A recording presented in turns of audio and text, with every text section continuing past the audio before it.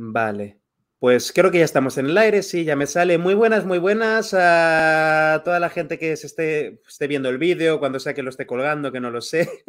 Vale, quienes estáis suscritos al canal de YouTube, sabéis que soy Luis Miguel Real, psicólogo. Hoy tengo el grandísimo placer de tener conmigo para entrevista Pablo Barrecheguren. Me alegro tanto de que tengas tu apellido escrito ahí porque siempre dudo, soy malísimo con... Nada, Pablo Barrecheguren, de muchas personas probablemente lo conozcáis de su canal de YouTube Neurocosas, o que os suene su nombre de programas de televisión, ¿vale?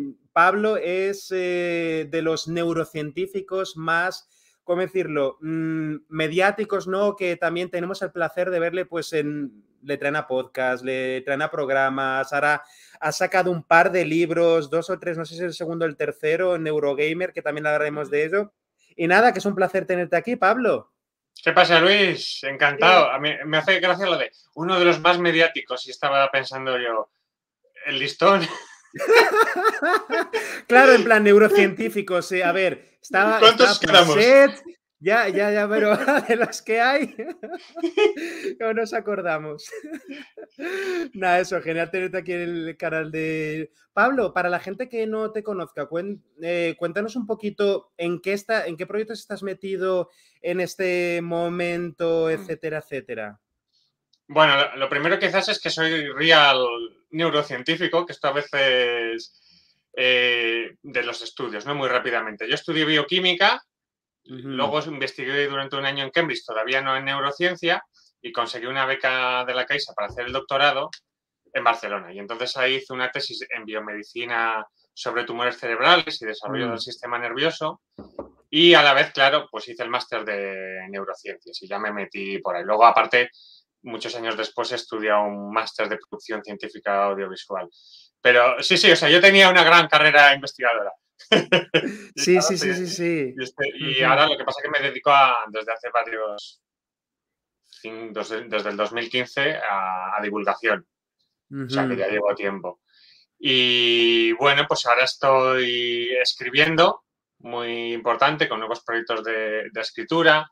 También voy con lo que puedo, voy colaborando en tele, con temas de guiones. Uno de los trabajos, por ejemplo, más recientes fue que estuve en la 4ª temporada del Cazador de Cerebros, que está en la 2. Es una, bueno, pues también es una serie de documental, o sea, son capítulos y cada capítulo son episodios de media hora sobre un tema científico, ¿no? Pues ahí estuve de guionista.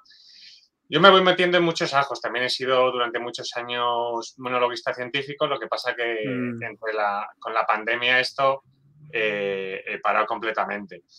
Y pues bueno, escribo mucho. A mí siempre me hace mucha gracia que como que lo primero que sale es el canal de YouTube, que yo le tengo mucho cariño, pero para mí es como, joder, colega, escribes libros, eres guionista de no sé qué, finalista de no sé qué premios y todos, beca de la hostia de tal, y siempre te dicen lo primero, ¡oh, hace YouTube! ¡Hace YouTube! No, nos me presentan, Pablo es youtuber, cuéntanos. Sí.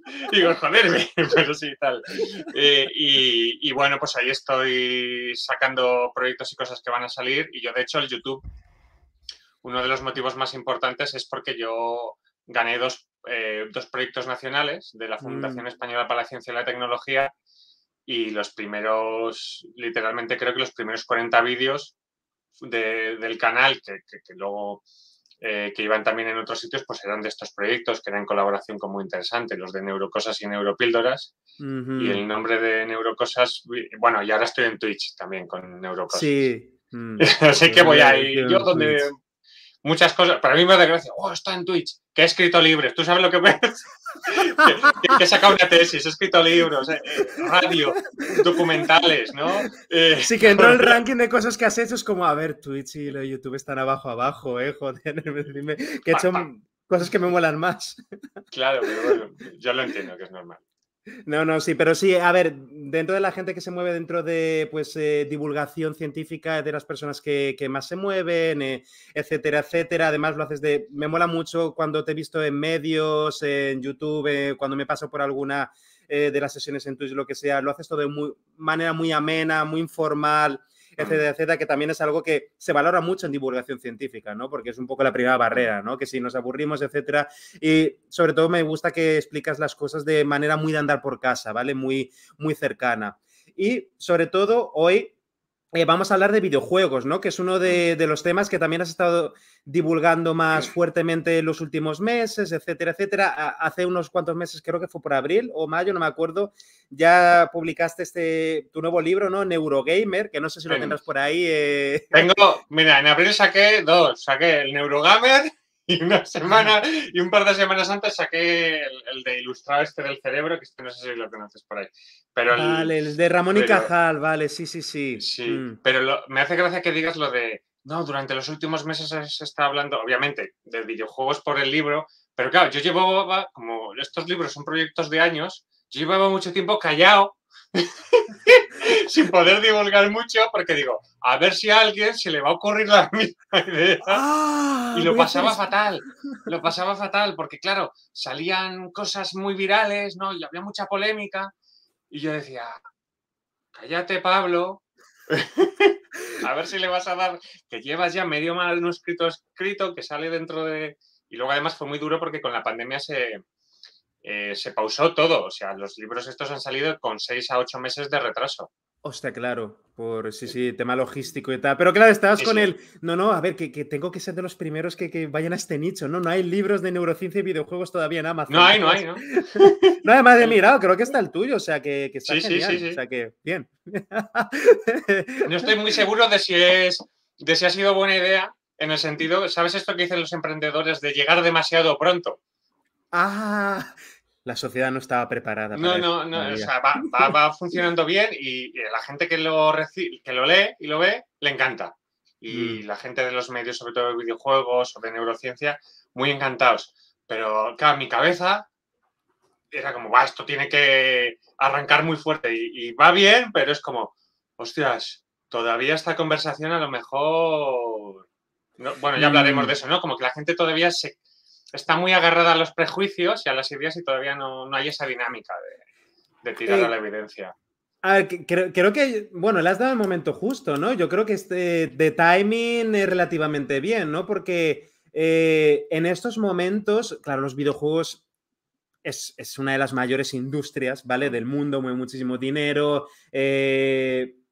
Es difícil encontrar, realmente es difícil encontrar a alguien en sociedad que no consuma algún tipo de videojuegos, que no haya consumido, ¿vale? Está cada vez más normalizado y claro, cuando algo sale más a la palestra, ¿no? Es más probable que salgan detractores, que salgan prejuicios, que salgan haters y sobre todo hay mucha información, ¿no? Porque también estamos en un momento de transición entre una generación y otra, ¿no? Están nuestros padres que no han jugado a videojuegos, que igual han oído hablar del Pong, ¿no? O lo que sea, o han jugado al Candy Crush en el móvil y luego estamos los que seguimos viendo, pues nosotros hemos consumido videojuegos cuando éramos niños, adolescentes e incluso ahora también consumimos videojuegos, ¿no? Y ya pues de consola, ¿no? No la tontería del móvil. Pero también, por ejemplo, en estos meses ha habido... A ver, siempre hay polémica, ¿no? Con el tema de videojuegos. Los videojuegos siempre están ahí mediáticamente como el chivo expiatorio para muchas cosas, ¿no? Si hay algún problema con algún adolescente, algún tema de conductas adictivas, algún tema de conductas violentas, ¿no? Si resulta que el chaval jugaba videojuegos, que es bastante probable porque vale más de la mitad de los adolescentes consumen algún tipo de videojuegos, es difícil no encontrar adolescentes que no consuman videojuegos. Entonces, si un adolescente tiene cualquier tipo de problema, que consumo de drogas o violencia o en casa o problemas académicos, ¿no? Se mira todas las cosas que en el contexto de la persona y dice, juega videojuegos.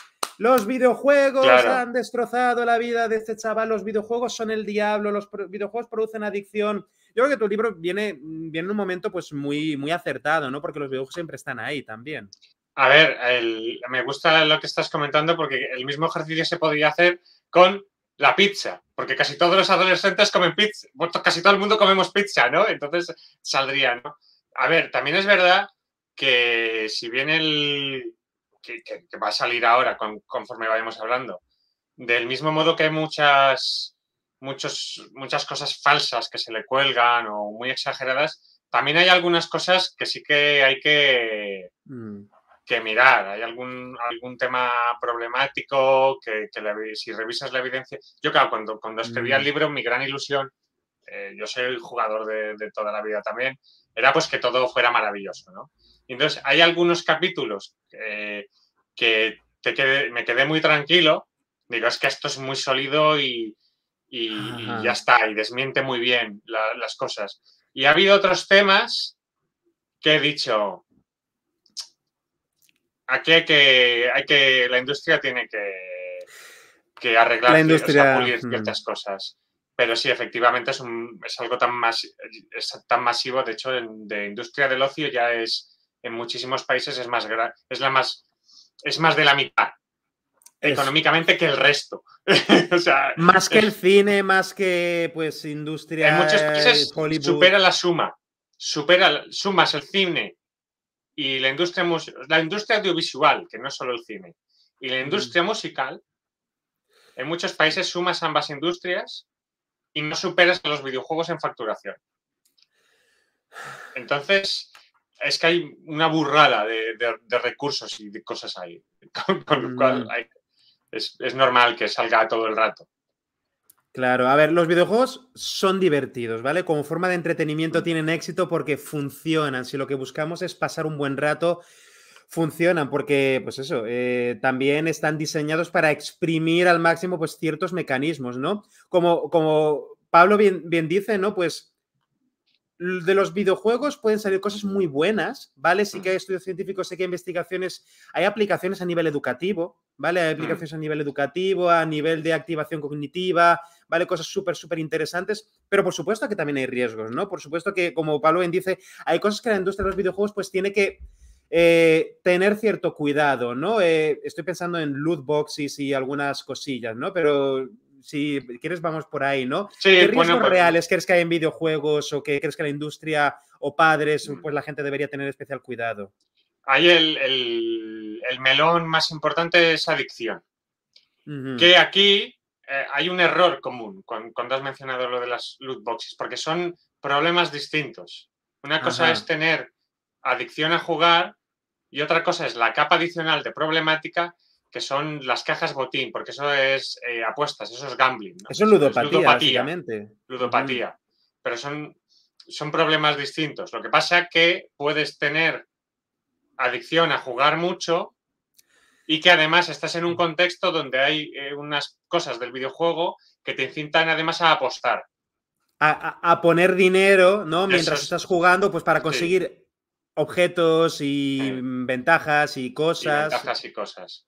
Porque la definición de apuesta es, claro, esto es muy importante porque los cromos que te compras también es una apuesta. La definición de apuesta es tú poner una cantidad de dinero y lo que recibes es al azar. Entonces, eso es una apuesta. Entonces, es una apuesta comprarte unos cromos, sean virtuales o sean físicos, porque tú no sabes. Y eso tiene, a nivel de neurociencia, el tema de apuesta es un tema problemático, porque, por ejemplo, la expectativa de algo en muchos experimentos, sobre todo con animales, se ha visto que, por ejemplo, a animales de laboratorio que se les da alimento, a veces es más adictivo. Si cuando tocan la palanca a veces les da alimento y otras veces no, a veces genera mayor refuerzo el hecho de que haya una cierta incertidumbre, que apuesten ese esfuerzo, digamos, a cambio de a lo mejor. Eso a veces es más reforzante para reforzar cierto comportamiento que les dé siempre. Claro, como mira, yo cada vez que toque la campanita, que suene la campanita, te voy a dar un plátano. Pero en vez de cada vez que suene la campanita, darte un plátano, alguna vez no te voy a dar un plátano, pero hay veces que te voy a dar muchos plátanos de golpe. Igual te tocan 10 plátanos, o te toca un plátano y una sandía, ¿no? Y que eso a nivel cerebral, ¿no? Es mucho más reforzante. Es como, hostia. Sí. Claro, y me ha hecho mucha gracia el ejemplo que has puesto, ¿no? Porque es genial, ¿no? El de los cromos, claro, es que yo de niño, pues yo jugaba a Yu-Gi-Oh!, ¿no? Y pillaba cromos de Pokémon, ¿no? Y sí que es verdad, pues compras el típico sobre que tiene 10 cartas, te puede tocar malas cartas o te pueden tocar buenas cartas, me refiero, te pueden tocar cartas de estas super molonas, super fuertes, de dioses o tus Pokémon favoritos, o te pueden tocar cartas que ya tengas repetidas o que tengan poco valor dentro del contexto del juego. Entonces, eso es, yo he hecho una apuesta y me ha salido mal. O yo he hecho una apuesta, he comprado el paquete y me han salido cartas de estas legendarias de la Sí. hostia. Y todos recordamos como esa sensación de al ir a abrirlo, ¿no? De a ver qué me sale, tal. Y ese... ¡Qué Sí, pues emoción! por ahí hay algo tal. Entonces los videojuegos, lo que pasa es que con el tema de adicción hay tanto un modelo teórico que explicaría por qué pueden algunos videojuegos, esto es muy importante, siempre se habla de en general, pero hay muchos videojuegos muy diferentes y las problemáticas, digamos que hay algunos que ahora llegaremos a eso que son potencialmente más problemáticos que otros. Y también el tema de los públicos objetivos, porque sí que es un problema general que tienen muchos videojuegos, es que el público objetivo a lo mejor para esas mecánicas que tienen es muy joven. Y como sabemos por Ajá. neurociencia, el tema de autocontrol y de maduración cerebral es más tardío. Entonces, un chaval pequeño o un adolescente es, digamos, más susceptible a desarrollar determinados problemas de comportamiento por ahí, ¿no? De autocontrol o de gestionar.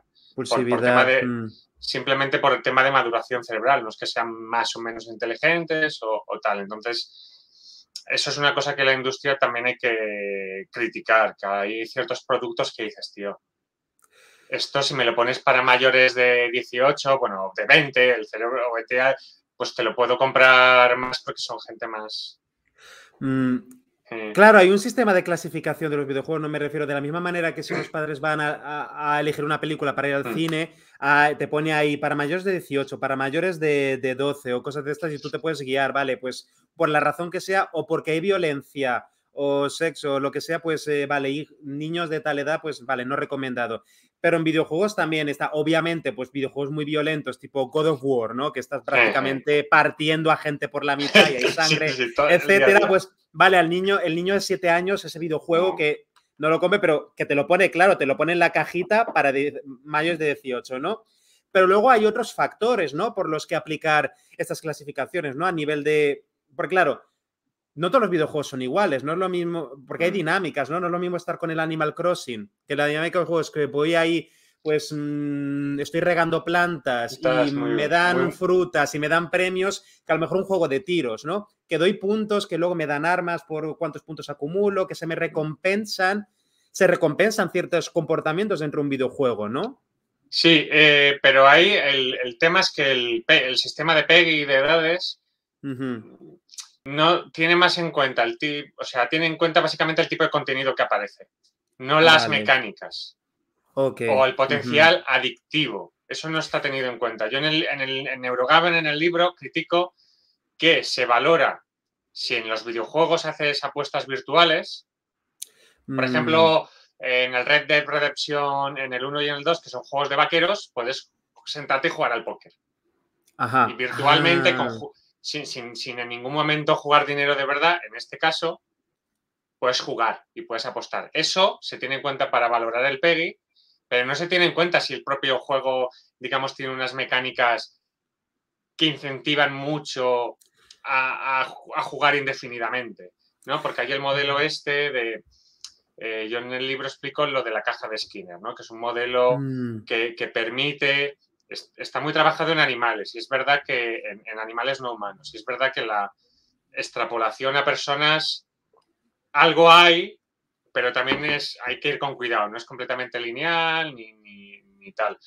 Pero sí que son sistemas, lo que hablábamos, para incentivar el comportamiento, para reforzar, ¿no? Lo que se llama el condicionamiento operante, que es condicionar a un individuo, normalmente son animales de experimentación, a que haga una acción. Y eso está muy estudiado en estos modelos. Y muchos videojuegos ves que funcionan, son como cajas de Skinner dentro de cajas de Skinner, dentro de cajas de Skinner, ¿no? Esto de haces tantas misiones, entonces te doy una recompensa, luego además esas recompensas se renuevan cada día, entonces tienes que entrar cada día, luego hay recompensas semanales y todo está muy montado, sobre todo en los juegos, que este es otro problema, en los juegos online que son indefinidos, de duración, que no se acaban, como puede ser el Fornite o el juego de cartas Hearthstone o todos estos, claro, estos juegos tienen además la problemática, o sea, tú si te vicias mucho, yo qué sé, yo ahora estoy jugando a un juego de estrategia que es el XCOM 2, que está muy chulo. Okay. Sí. Ese juego, independientemente de que es bastante rejugable, pero tiene un final. Entonces, una vez te lo pasas, ya es bastante más difícil que vuelvas a jugar, ¿no? Como que tienen un final y entonces los agotas. Y la mayor parte de jugadores se va cansando. Siempre hay los muy fans que solo juegan a ese, pero si no, ocurre esto. Entonces, los juegos que no tienen final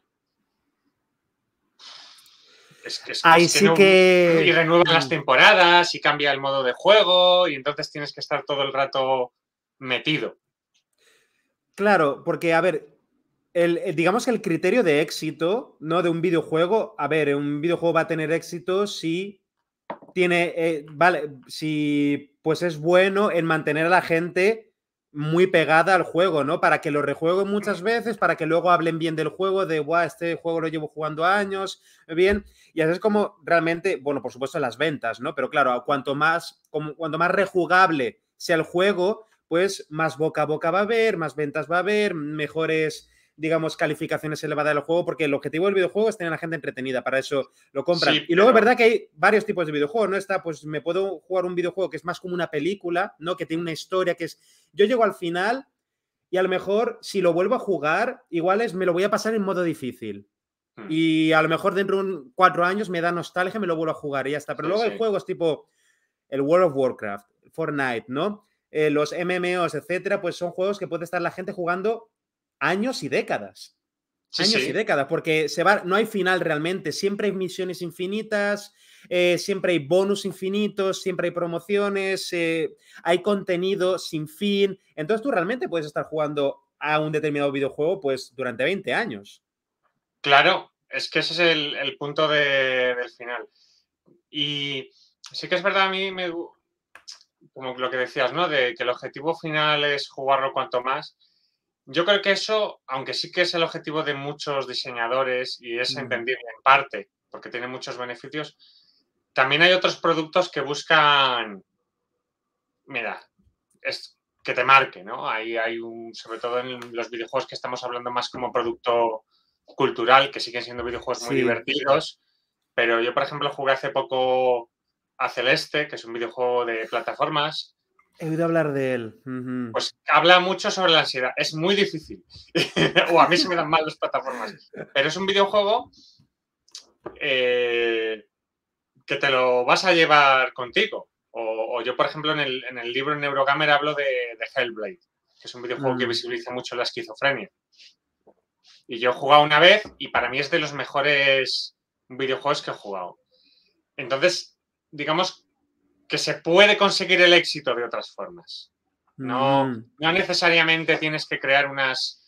Porque además estos juegos que acabo de mencionar son éxitos comerciales.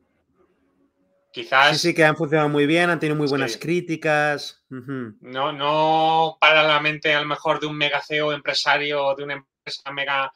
Que ese a lo mejor es el problema, ¿no? Querer que todo sea eso. Pero si buscamos algo de un producto que funcione muy bien y que guste y que genere mucho dinero, pero a lo mejor no kilotones de dinero, pero genere bien, pues también se puede conseguir. O sea, no todo se tiene por qué hacer de ese modo.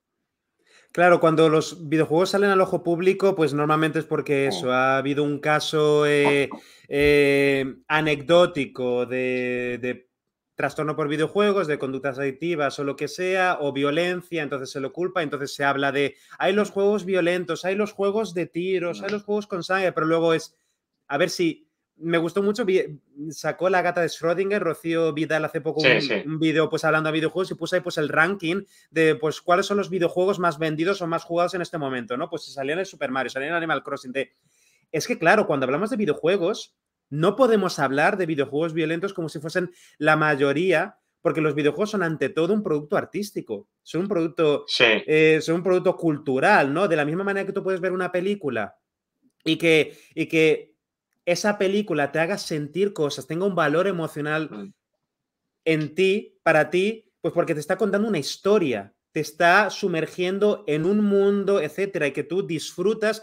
Por supuesto, que es igual que ver una película de estas a lo mejor que podrías ver en un festival, ¿no? De cine, Sí, sí. muy indie, pero la diferencia es que tú pues estás moviendo al personaje y hay ciertas dinámicas, ¿no? A lo mejor estás saltando entre plataformas, estás haciendo esto de conseguir objetos, pero lo principal del juego es la experiencia cultural, ¿no? Me estoy metiendo en una historia, ¿no? No es un videojuego que venga, voy a pegar tiros y voy a conseguir muchos puntos y voy a competir con gente, voy a subir en rankings y me produce adicción, eso es una experiencia completamente diferente. Y que eso realmente, yo entiendo que la gran mayoría de videojuegos, ¿vale? Van tirando también para allá, no es que todos sean violentos, no todos vayan hacia ese...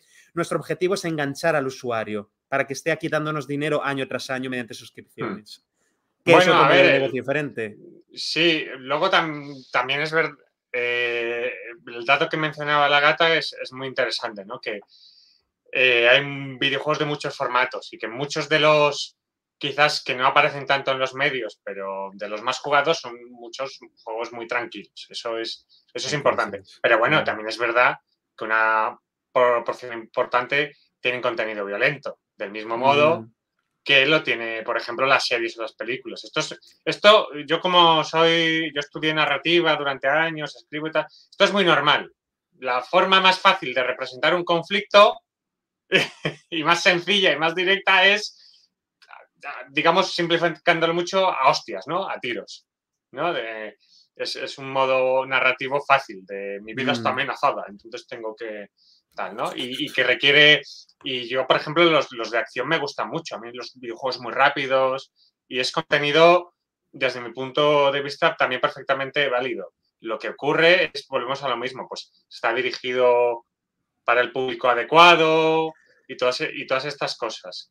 Y, por ejemplo, entrando un poco con el tema de la violencia, los videojuegos, que, vamos, lo dicho, primero que no es algo excepcional y que es muy importante poner las cosas en su contexto. De hecho, desde la ciencia, cuando yo me empecé a documentar para el libro y empecé a mirar los estudios, sí que puedes encontrar algunos estudios que te decían, hostia, si jugar a videojuegos violentos puede afectar a algunos jugadores, pero el problema es, que esto es muy importante, que seguramente en esos estudios ha habido un sesgo. Y, primero, un sesgo negativo y, en segundo lugar, muchos de los estudios que hay y que la gente cuando habla de estos temas saca, se basan en tecnologías neurocientíficas bastante no caducas, pero Obsoletas. que tienen debilidades, que ahora las técnicas nuevas suplementan y dan mucha mejor información.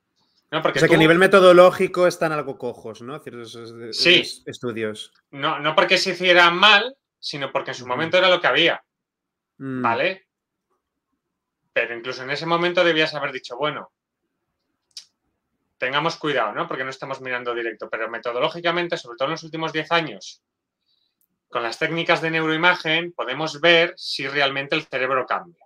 Entonces, la idea es que si tú te vuelves violento por jugar a videojuegos, eso te tiene que generar unos cambios en las estructuras nerviosas del cerebro que sabemos que están implicadas en este tipo de comportamiento. La conducta violenta, claro. Correcto. Entonces, lo que ocurre es que cuando se están haciendo toda esta serie de estudios, no sale nada. O cuando o incluso aplicando técnicas más antiguas, pero optimizadas, en plan de, bueno, hemos utilizado la técnica de antes, pero hemos pulido ciertas cosas que hace 8 años no se tenían en cuenta y ahora sabemos que son relevantes. No se encuentra nada.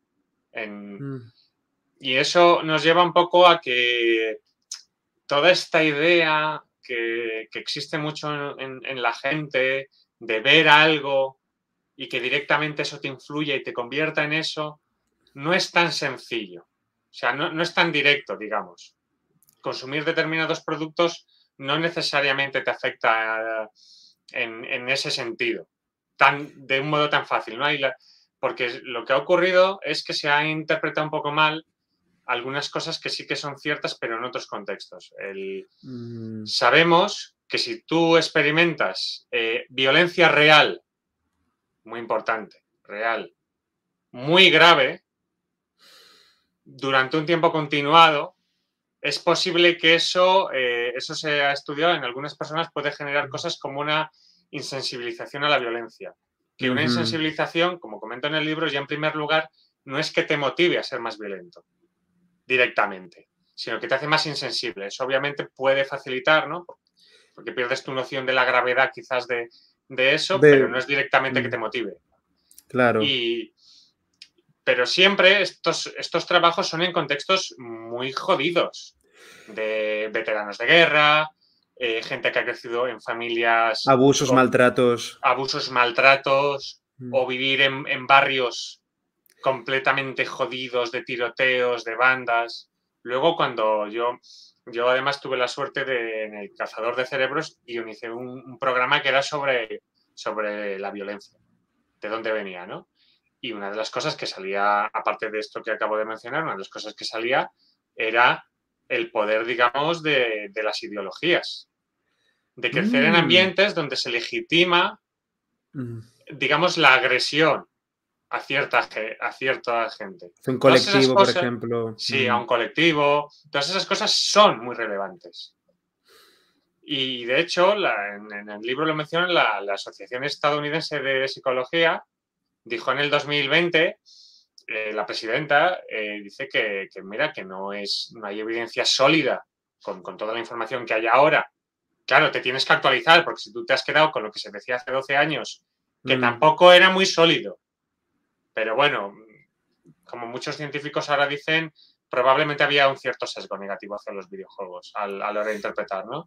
Pero si lo miras ahora, no es sólido que haya una evidencia de que generen violencia y, además, estamos desviando la atención de los problemas graves. O sea, el contexto de la persona, claro, que tenga otras vulnerabilidades, ¿no? Entonces, básicamente, que si yo me pongo a jugar un videojuego violento, sea de tiro, sea el God of War, sea que haya sangre, etcétera, no me va a volver una persona más violenta de la misma manera que no me vuelve una persona más violenta ver la última película de Rambo o de Arnold Schwarzenegger, lo que sea, la típica película de acción que salen desmembramientos y tiros. Sí. Si las series o las películas no nos han vuelto una sociedad de asesinos en serie, ¿por qué un videojuego va a hacerlo? Porque a nivel cognitivo, ¿vale? A nivel cerebral no hay tanta diferencia, ¿no? Entre una cosa y otra. Vale, yo estoy moviendo un botón para que el personaje se mueva. Pero eso, hay una distancia enorme entre que yo coja una katana en el videojuego a que yo vaya a la pared, coja la katana que tengo y haga algo a mis padres. Hay una distancia brutal. Es que ese es un punto muy importante. Porque la gente dice, no es lo mismo porque tú lo estás haciendo. Y me gusta mucho el gesto manual. Digo, no lo estás haciendo.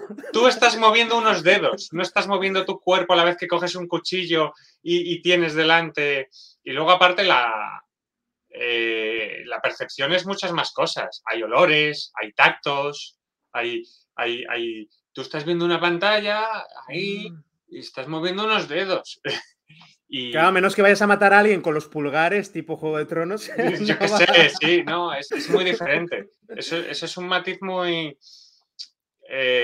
importante y el contexto es muy relevante. Es verdad que, por ejemplo, con el tema de adicción a los videojuegos, como hemos comentado, sí que puede haber algunos elementos problemáticos en el videojuego, pero también cuando, bueno, o sea, sí que, vuelvo un momento atrás, con lo que tú has dicho de algunas personas que ya lo tengan, como dentro, ¿no? Esa impulsividad y que a lo mejor ya tenían ese problema. Eso es algo relevante. Yo en el libro exploré un poquito, por ejemplo, el tema del machismo, de si los videojuegos incentivaban el machismo.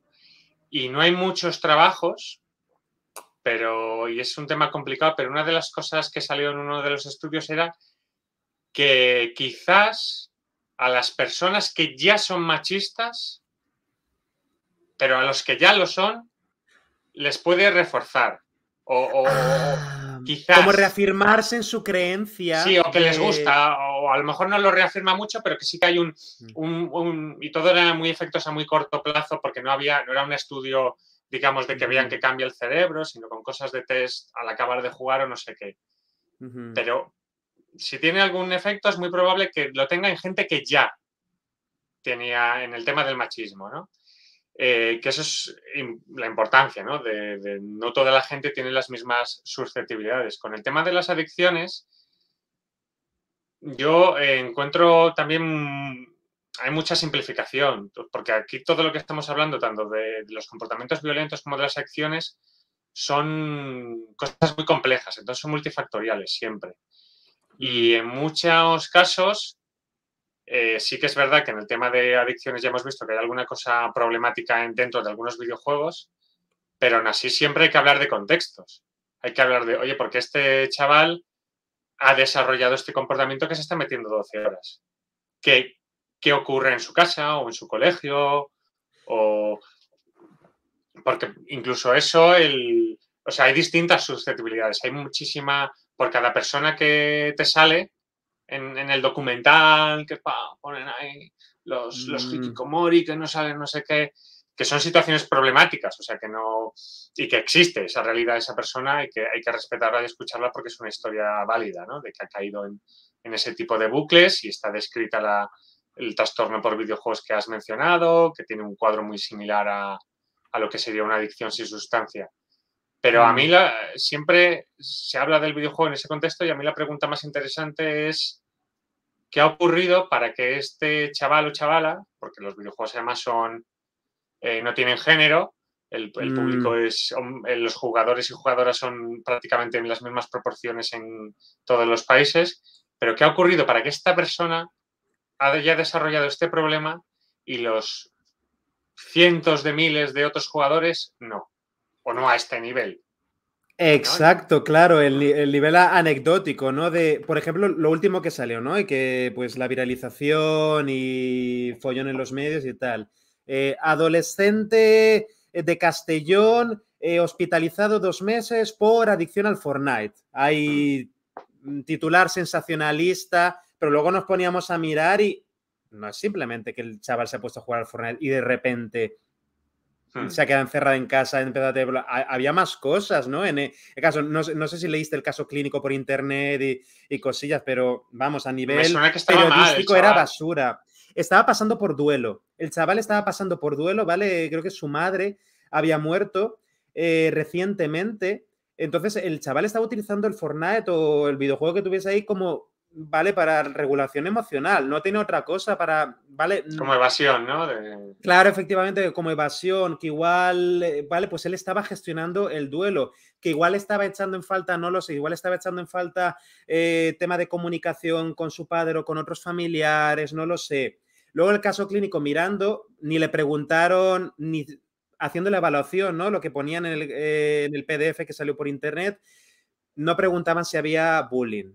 ¿Vale? No preguntaban, no hacían evaluación escolar, le tenían ya medicado mientras estaban haciendo la evaluación, un montón de cosas mal, ¿vale? Un montón de cosas mal. Y luego encima permitían que saliese el titular, ha estado hospitalizado por Fortnite. No, igual está hospitalizado por ansiedad, ¿vale? Por ansiedad y por un duelo, ¿vale? Por un ser querido, pues que lo está llevando muy mal y no tiene otras maneras de gestionarlo, ¿no? Y encima no habéis mirado, es que a lo mejor está sufriendo bullying, es que a lo mejor hay ansiedad también por exigencia en el instituto, ¿no? Pues porque está hasta arriba de deberes o de exámenes o de cosas así, vamos, multifactorial. Hay un montón de cosas a tener en cuenta desde poner ahí la etiqueta, hay un adolescente hospitalizado 2 meses por jugar al Fortnite. Claro, eso es periodismo basura, eso es periodismo Claro, muy, muy basuril. Es que con el tema de adicciones, yo me acuerdo, sí que es verdad que cuando estudias todos estos temas hay, digamos, cosas de más riesgo, menor riesgo, ¿no? Ahora vamos a hacer un salto voy a hablar de sustancias, pero si bien el concepto de droga dura y droga blanda no existe en ciencia, ya está, no, ya está, eso es una noción social y de hecho algunas de las cosas, cuando yo estudié neurobiología de la adicción y cuando estudias eso, descubres que a lo mejor algunas drogas blandas tienen un mono psicológico mucho más duro que algunas drogas duras, lo que pasa es que algunas drogas duras lo que sí que tienen es un mono físico de generar mucho malestar cuando has generado la dependencia que no generan las otras, ¿no? Es una cosa más compleja.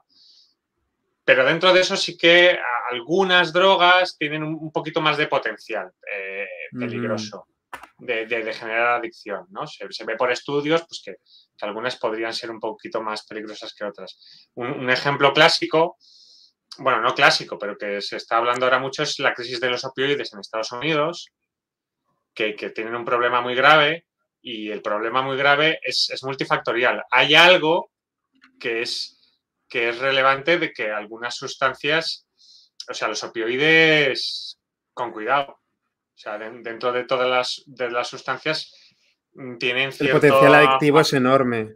Sí, pero claro, eso por un lado se sabe, pero yo recuerdo que sobre este tema, hace ya tiempo, leí y luego estuve mirando, decía alguien, ya, pero a mucha gente se pone enferma, te hospitalizan, te operan, te dan opioides. Te dan morfina. Y no te vuelves adicto. Entonces, ¿qué ocurre aquí? ¿No? Y de ahí han salido muchos trabajos. Por ejemplo, hay unos trabajos que a mí me parecen muy interesantes con animales de experimentación, con ratones, que vieron que los ratones que vivían en ambientes enriquecidos, que son ambientes enriquecidos, son pues que tienen más juguetes, que tienen más estímulos, que es más guay, ¿no? Que se lo pasan bien, que están Sí, entretenidos y de buen humor. Y hay más ratones y pueden socializar más.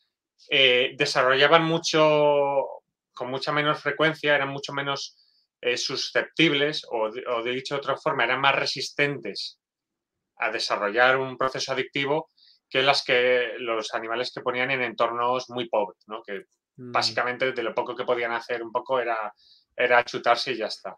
Entonces, estas cosas son importantes. Obviamente hay algunas cosas que tienen más riesgo que otras, pero el contexto es muy importante. Hay mucha gente que no sé, o sea, que vive... Hay el tema este de las drogas, ¿no? Y mucha gente no desarrolla determinadas adicciones pues porque está en unos ambientes porque están bien, porque tienen una buena condición de salud, de tal, y tienen los recursos mentales para gestionar eso y que no se les apodere, pero hay otra gente pues que estás en un hoyo y desgraciadamente eso entra en tu vida y te acaba de rematar. Entonces, te la agarras al importancia del salvavidas contexto. que tienes ahí, claro, estás jodido y si aparece la droga en ese momento en tu vida o lo que sea, pues tienes muchísimas probabilidades de tener un problema con Pero eso. es que, claro, y el punto es que la misma persona, en momentos distintos de la vida, puede estar... hay cierta... O sea, yo de hecho, cuando estuve en Londres trabajando en audiovisuales, con varios compañeros hicimos un documental sobre drogadictos en recuperación que trabajaban que hacían teatro. Y era una compañía de teatro que se llama Outside Age, que los actores eran todos gente en recuperación. Y a mí una de las cosas que más me impactó, yo nunca había conocido gente de este perfil en persona, era que obviamente, o sea, yo pues había visto series como The Wire, ¿no? Que te pintan todo el perfil clásico de drogadicto, que es bastante caricaturesco, ¿no? De alguien muy marginal, muy en la calle, marginal. jeringas. Sí. Tú estabas ahí y no hubieras sabido que esas personas eran muy adictas. Ahora estaban en recuperación y estaban prácticamente todos limpios, tal, pero eran gente que tal. No lo hubieras sabido. Y te das cuenta que mucha de esa gente lo único que les ha ocurrido es cosas muy jodidas en la vida y que en ese momento había eso. Y que eso ha sido como el remate. Entonces, esa imagen mental que tiene mucha gente de los adictos son algo externo y yo nunca voy a ser de ese grupo, pues a lo mejor es una idea que habría que apartar. ¿Sabes? Claro, Porque ¿no? no... De nunca me podría pasar. Si se alinean los planetas en el sentido de que coinciden estos factores, que te pillen un momento de vulnerabilidad, ¿no?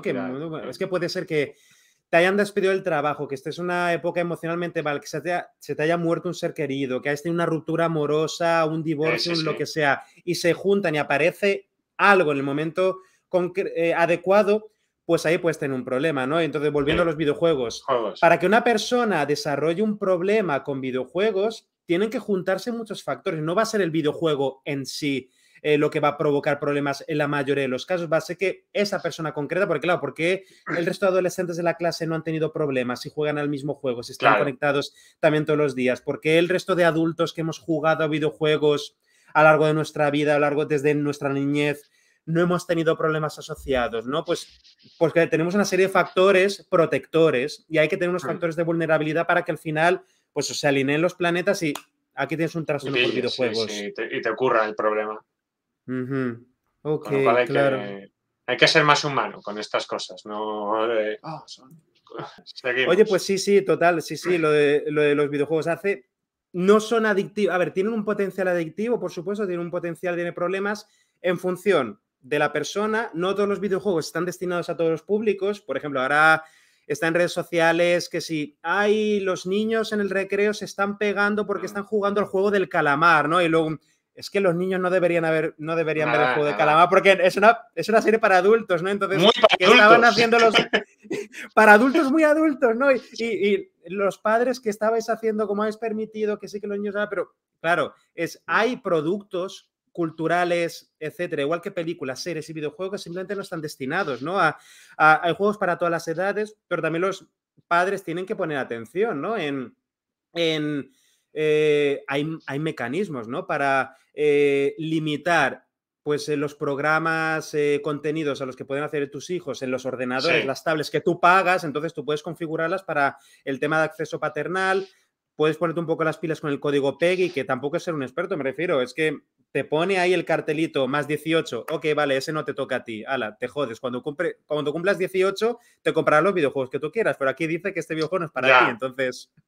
Es que luego yo entiendo que es problemático, porque es difícil, porque la gente está muy... tiene unas condiciones laborales muy malas y entonces trabaja muchas horas y, por ejemplo, con lo del calamar, yo en parte me imagino pues que tú llegas del trabajo a las 8, cocinas y mientras pones la cena y sirves la cena, pues ves la serie, porque a las 11 te tienes que ir a dormir y el crío todavía pues ya tiene una edad que no se va a las 9, ¿no? Sino se va a las 10 y ve algo, pero o sea, en su habitación, no sé, con su ordenador, claro, y no sabe realmente lo que está haciendo. Y hay que tener un cuidado por ahí y a lo mejor lo que hay que hacer es pues también trabajar para que haya mejores condiciones de trabajo y entonces tú puedas tengas ese tiempo para dedicar a los chavales. Pero es importante. Y me parece muy importante también el tema de compartir la afición. Hay iniciativas, ahora justo no me está viniendo a la cabeza, creo que era The Good Gamer, una que mencioné en el libro, y hay cosas así, como un poquito para ayudar a los padres, y yo creo que me gusta pensar que la aproximación buena de los videojuegos no es mi hijo está jugando, sino sea lo que está jugando mi hijo, incluso lo veo jugar o jugamos alguna vez juntos, no hace falta ser como el padre mega guay, ¿no? Todo el rato. Pero hay muchas cosas que surgen en los videojuegos que pueden ser interesantes de hablar o de discutir a nivel de historia o cómo te hace sentir este juego o también de reflexiones, o sea, no solo para controlar, digamos, sino también para aportar. Claro, es una oportunidad para conectar mejor con los hijos, ¿no? De la misma manera que un padre se puede sentar con sus hijos de, no sé, fin de semana lluvioso, vamos a hacernos la maratón del Señor de los Anillos, ¿no? Y luego estar hablando de la fregada de la película, pero de la misma manera podéis poneros a hablar de un videojuego, ¿no? Puedes estar viendo a tu hijo jugar a los juegos de Zelda y luego estar charlando de lo que ha pasado en el juego. Podéis jugar juntos al Mario Kart. Lo que veo cuando me vienen padres con la preocupación de, es que mi hijo juega a los videojuegos y creo que juega mucho. Yo una de las primeras cosas que les digo es, no le prohíbas jugar a los videojuegos, ¿vale? Tener una conversación sobre igual poner un poco de límite de cuántas horas debe jugar para, ¿vale? Hablar con el hijo de, oye, me preocupa que si juegas demasiado a esto, pues luego no te quede tiempo para estudiar o para hacer deberes o lo que sea. Entonces vamos a poner un poquito, pero que sea una conversación, ¿vale? Y muestra interés en entender... Claro, ¿por qué le gusta tanto ese videojuego? ¿Le has preguntado? Me refiero, es que me preocupa que mi hijo juegue al Fortnite. ¿Has intentado sentarte y mirarle, incluso decir, oye, me enseñas a jugar un poco para entender por qué le mola tanto? Porque igual te das cuenta de que muchas de las cosas que en el videojuego son las cosas que te han gustado a ti de tus películas favoritas. Sí. Porque el videojuego lo que hace es que hace un mejor trabajo en sumergir a la persona en esa experiencia de aventura, a lo mejor. Sí, bueno, y luego de hecho, eso exactamente es lo que los expertos recomiendan. Incluso con el tema de adicciones, incluso los artículos que decían aquí puede haber algo problemático, decían, no recomendamos en plan la prohibición, pero sí el tema de educacional, de hablar y de estas cosas. Porque una cosa muy buena que has mencionado es me preocupa que esto, por ejemplo, te haga que no estudies. Eso señala un poco el tema del paso del uso al abuso, ¿no? Que es una de las cosas como que definen el desarrollo de una adicción, ¿no? Cuando esa cosa que estás haciendo interfiere en otras cosas que no debería interferir, ¿no? Como que, por ejemplo, duermas poco y entonces llegas cansado del trabajo, o que por jugar no cocines bien la comida y entonces comas mierda, o descuides una relación, o todas esas cosas. Entonces, eso es algo muy importante a tener en cuenta. Y, de hecho, no hay una cifra de horas recomendable a partir de las cuales estés seguro y otra cifra de horas a partir de las cuales sea un problema grave. Eso es una cosa que se vieron en varios experimentos que menciono en el libro. Había algunos jugadores que jugaban muchas horas y que no tenían ningún problema. Y era simplemente que ellos, pues digamos que estaban intentando ser un poco unos pros del League of Legends, en este caso, era un trabajo igual hacen competiciones, igual son de los pros que ganan dinero y todo en campeonatos. Pero era el rollo este de, no, es que estos van muy a saco, pero luego todos los indicadores están bien y no están descuidando nada. Y sin embargo otros que a lo mejor, tú si juegas una hora, pero esa hora la tendrías que estar usando en otra cosa, eso es un problema. Y si tú tienes tiempo infinito y juegas 3 horas, pues no pasa nada, ¿no? Digamos, yo qué sé, por ejemplo, en vacaciones de verano, ¿no? Y el típico día lluvioso o lo que sea, o que paso de ir a la playa, pues voy a aprovechar para pasarme este juego. Y entonces hay que mirar esas cosas, no hay una receta y es importante estar un poquito encima en ese sentido. Totalmente, totalmente, claro, es que los padres preguntan, pero ¿cuántas horas es bueno que juegue? Esto es demasiado. Claro, no lo sé, es que depende. Si está estudiando, está probando las cosas, si está haciendo los deberes y todo eso, que juegue lo que le dé la gana, ¿no? Y oye, pues si queréis y tirad un poquito más para que haga ejercicio o lo que sea, o que se apunte a algún deporte, que eso está guay, pero me refiero, si un fin de semana que está lloviendo, que sus amigos están todos en el pueblo, está solo, no hay ningún problema con que juegue varias horas, que se pase el sábado entero jugando, porque es que no tiene otra cosa que hacer. A lo mejor, pues leer no le motiva tanto, pues que juegue mientras no entre en conflicto con otras cosas, pero eso, que tengas la conversación en esa dirección de, mira, a mí me preocupa que dejes de hacer los deberes o que esto te afecte en los estudios. Entonces, vamos a hablar, yo necesito tener alguna garantía como padre de que vas a probar las cosas. Entonces, dime cuántas horas crees que puedes jugar sin que... Y ahí podéis llegar a acuerdos y podéis tener conversaciones súper guays entre padres e hijos de toda la pesca. Y ahora, hombre, hay un par de recomendaciones que son como muy básicas. Una es la del tema de las pantallas y de la luz de las pantallas y del dormir. Eso sí que se señala pero no es el problema de los videojuegos, es el tema de las pantallas, que tienen una mayor proporción de luz azul y eso interfiere un poco con lo que son los ritmos circadianos, que son lo que regula las fases de dormir y de estar despierto, y vigilia y sueño, que se llama. Entonces, hay cosas como intenta no jugar un rato antes de irte a dormir. Obviamente esto es difícil. Lo de 1 hora antes de cuando pretendas irte a dormir. No hay una receta, pero intenta, ¿no? Por ejemplo, yo por ejemplo uso los filtros de las pantallas que se me activan por la noche, o sea, en cuanto tal, me cambian los filtros y eso palía un poco. Es verdad que es problemático porque mucha gente en el momento de ocio lo tiene ahí, ¿no? Pero eso es una cosa que hay que tener en cuenta, que puede impedir un poquito, ya solo por el tema de la propia luz de las pantallas, que esto ocurre si estás usando, por ejemplo, la tablet para ver una serie, es el mismo efecto. Sí que es verdad que a lo mejor actividades muy excitantes o videojuegos que no se exciten mucho tampoco nos van a ayudar, porque eso entra de lo que se llama la higiene de sueño, ¿no? De intentar no tener nada muy excitante antes de irte a dormir y todas estas cosas. Eso es una pequeña cosa que sí que a lo mejor se puede tener en cuenta.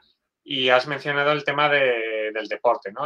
Sí que es verdad que es una actividad sedentaria en general. También lo es leer, ¿eh? Pero, pero está mejor visto que sí, videojuegos. pero bueno, pues hablar de esto, de mira, tienes como pasas muchas horas sentado, está bien, pero aparte tenemos que mover un poco, entonces vamos a buscar también aparte una actividad un poco más física que vaya bien, hacer ese tipo de ajustes. Yo los hago, yo paso todo el día trabajando sentado y entonces cada vez priorizo más reservar un mínimo de horas a la semana para hacer ejercicio. Porque si no, a nivel medio de salud, pues yo sé que mal, que no es una buena idea. Entonces se pueden ir haciendo ese tipo de ajustes. Sí que es verdad que hay algunos videojuegos muy puntuales que se llaman los exergames, exergames, que son los que requieren movimiento.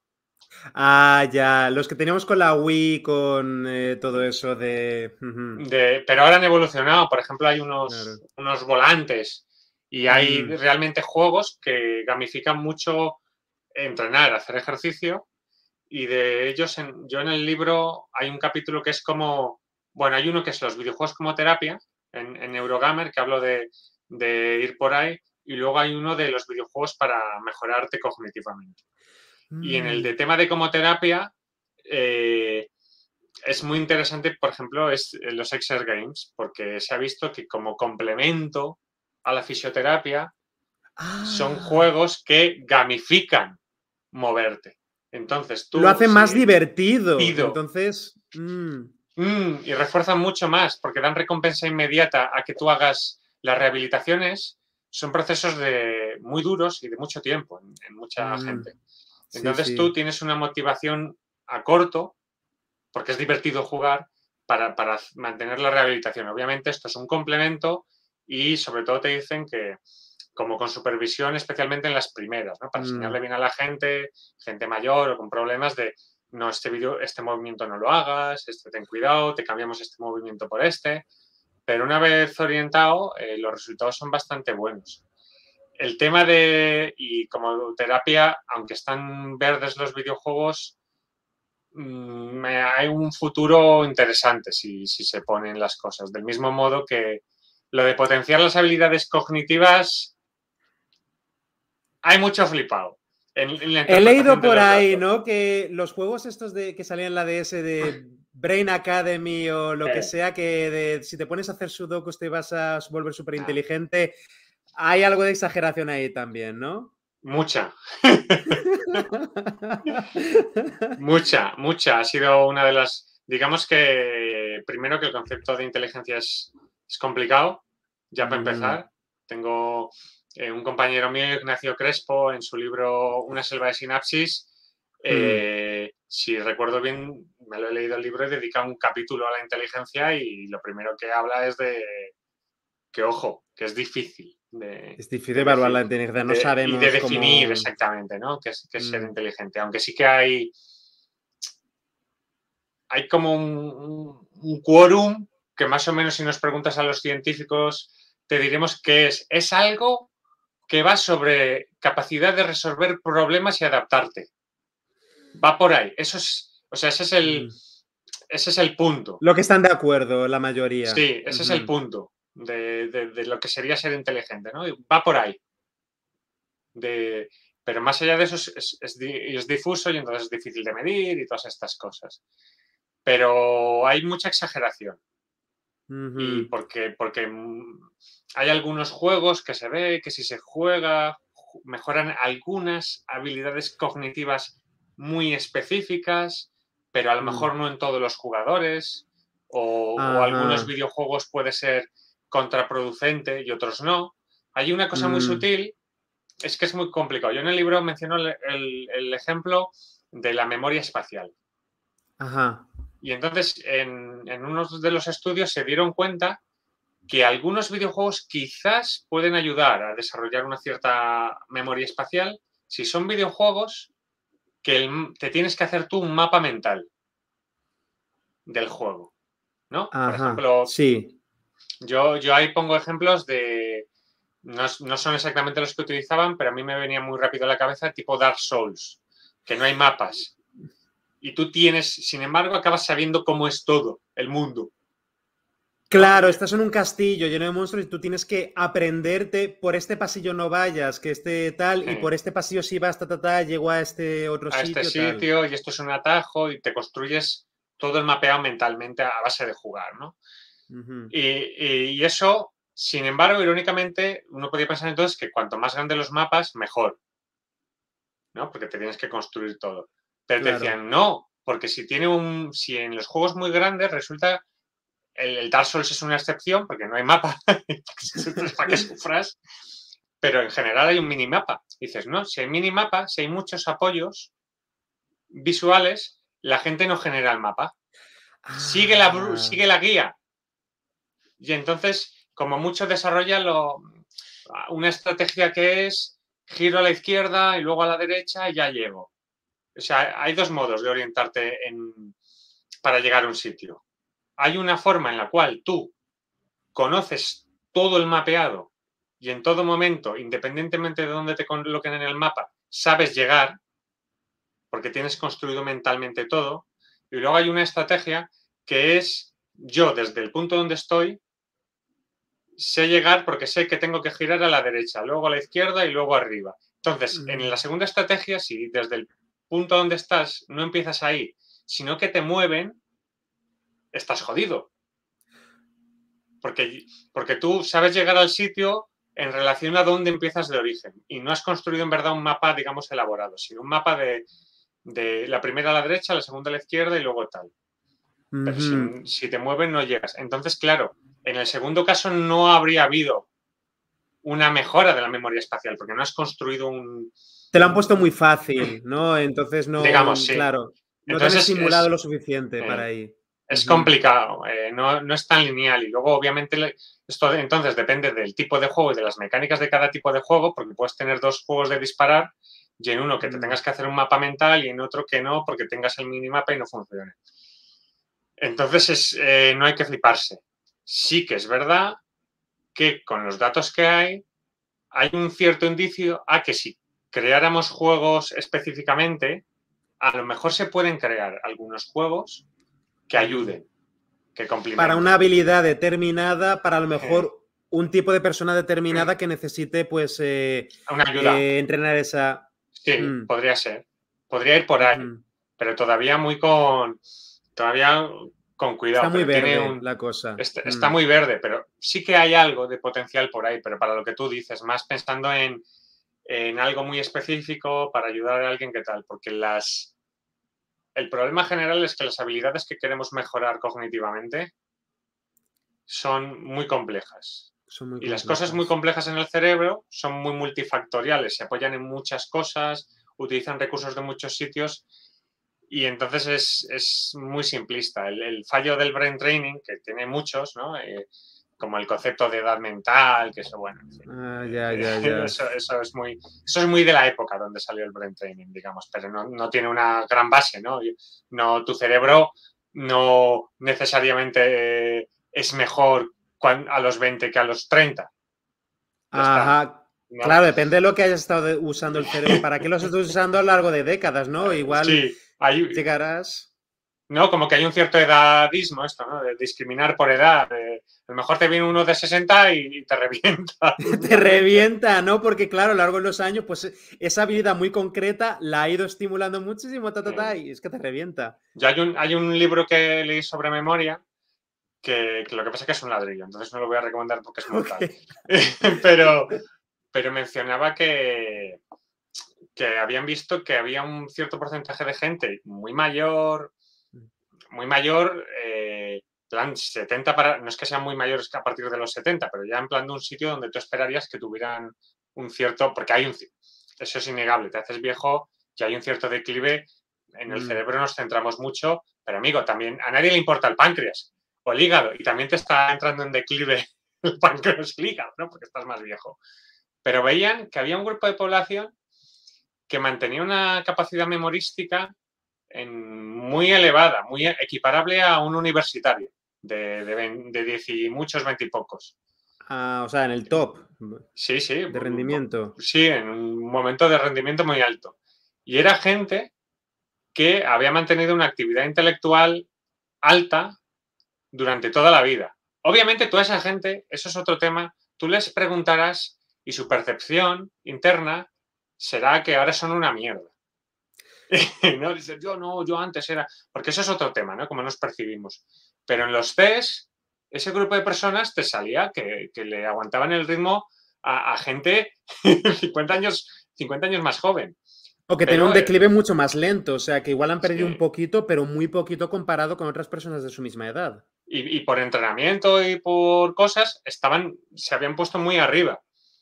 Entonces, yo creo que eso es lo importante con los temas cognitivos y de salud.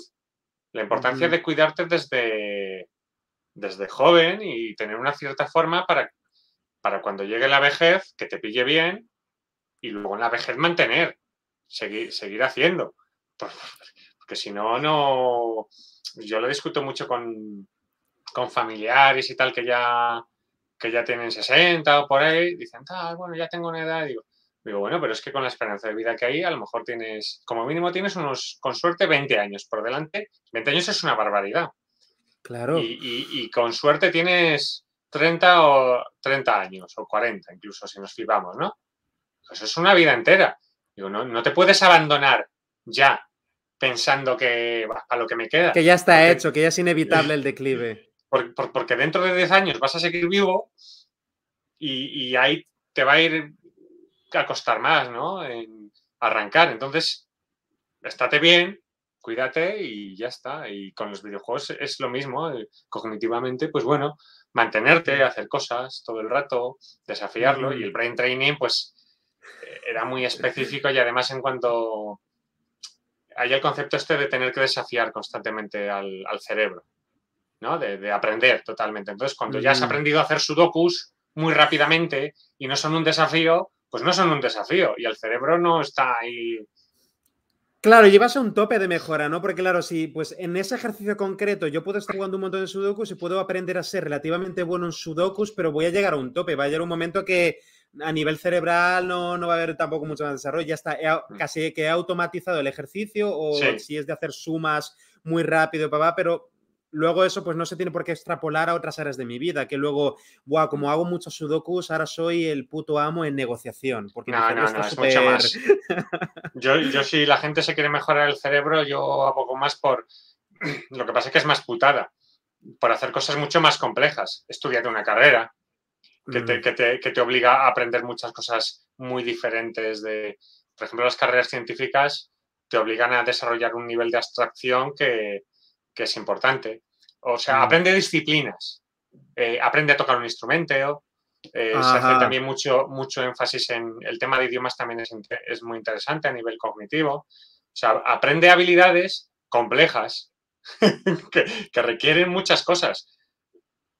Yo qué sé, métete, yo ahora me he apuntado a teatro, ¿no? Apúntate a teatro, que te va a requerir y luego... Claro, ahí no puedes estar dormido, sí. Claro. Entonces está bien, ¿no? Y no tienen por qué ser cosas agotadoras. Yo ahora me he apuntado a teatro y es divertido. Y yo llego agotado, porque llego de trabajo y tal, pero me lo estoy pasando bien, pero el cerebro está haciendo sus cosas. Está haciendo sus cosas, ¿no? En plan, cada vez se va de mejor y y luego además está más contento en el día a día, es un poco una cosa acumulativa. Y claro, si sigues haciendo estas cosas, pues un poco de videojuegos por allá, un poco de teatro por aquí, un poco de nuevo idioma por acá, pues maximiza las probabilidades de que luego, pues cuando tengas 60, 70 años, estés lo mejor posible a nivel cognitivo, ¿no? De habilidades y de todo. Busca algo que te guste en la medida de lo posible, porque es lo que va a garantizar que sigas, porque eso es importante, la constancia, pero sí, a tope. Okay. A tope.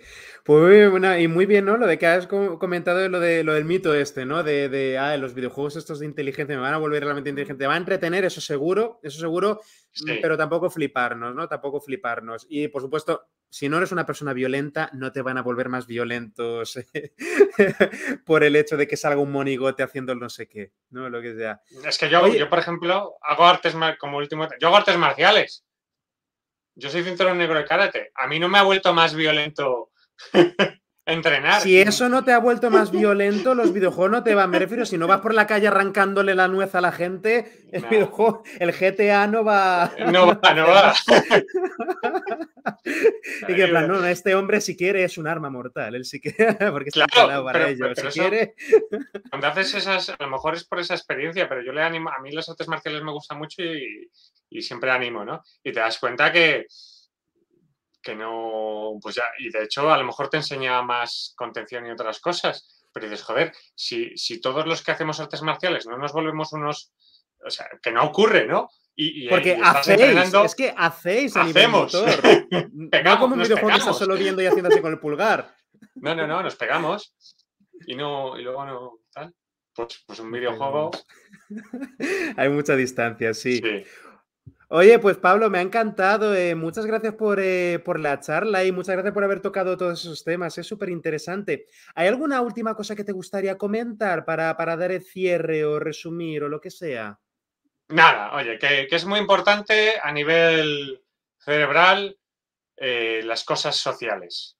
Eso se olvida mucho y con esta pandemia a lo mejor se ha parado porque era importante el aislamiento, pero los cuidados y las relaciones sociales y todas estas cosas, el cerebro también se alimenta, somos animales sociales, el cerebro, entonces trabajar en comunidad y echarnos un cable y lo que hablamos, de tener conversaciones, ¿no? de las cosas culturales y tal, muy importante. Maravilloso. Pues nada, muchísimas gracias, Pablo Barrecheguren. Muchas gracias a las personas que estés ahora viendo el vídeo en el momento que se han diferido y todo eso. Y nada, un abrazo a todos. Nos vamos viendo. Y suscribíos al canal si no os habéis suscrito todavía. Ya sabéis, somos youtubers, hay que suscribirse. Chao, chao, buenas gentes. Y cortando directo.